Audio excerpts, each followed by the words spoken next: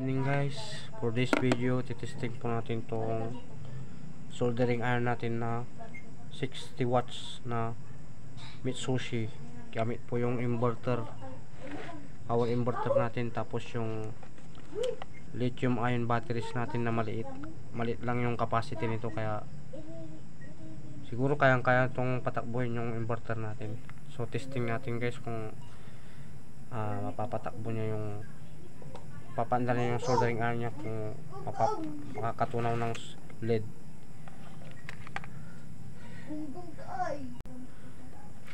Yan guys, so i-plug na natin guys.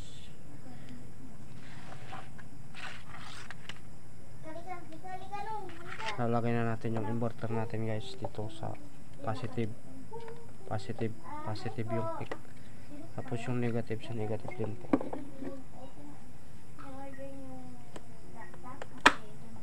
Yan guys, so switch na natin yung inverter natin guys. 11.9 yung ano natin, yung laman ng battery natin. Isaksak na po natin yung soldering iron natin guys. Yan, umilaw na po guys. Yan, kayang-kaya niya po guys yung soldering iron natin.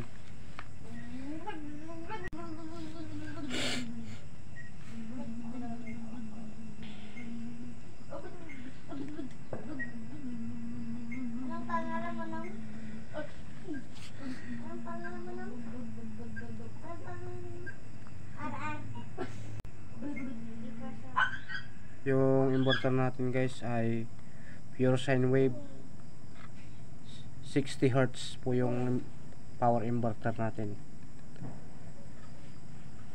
Ito po yung ano natin, inverter natin na maliit, 800 watts lang po yung yung continuous power niya, pero 1600 watts po yan. Mas magandang mga inverter guys, mga 3000, 5000 hanggang 10,000 yung mga magaganda, yung mga malalakas.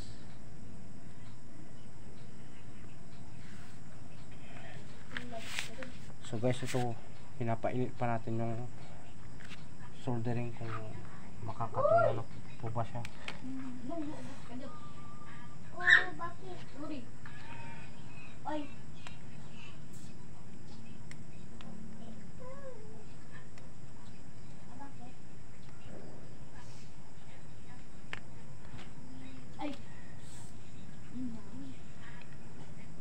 Hindi pa masyadong mainit guys itong soldering iron natin, pero umuusok na po.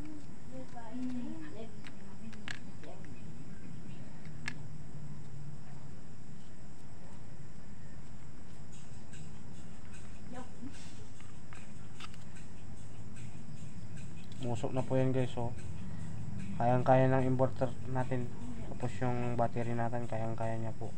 Kahit maliit lang yung capacity ng battery natin, kayang-kaya niya guys.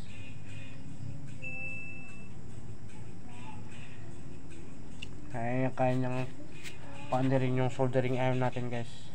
Yan po, mainit na po siya, pero hindi pa masyadong mainit yan. Umuusok na po.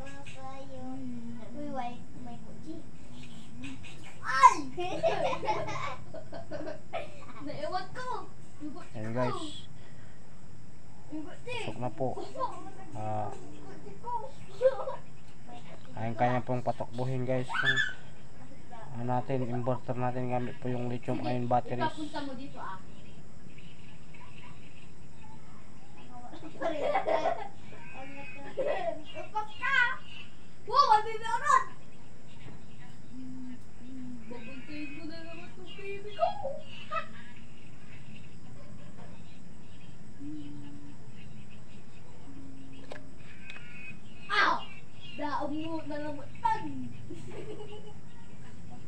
So yun guys, hanggang dito na lang po yung video natin. Kayang-kaya po yung painitin yung soldering iron natin. So maraming salamat guys sa inyong panonood.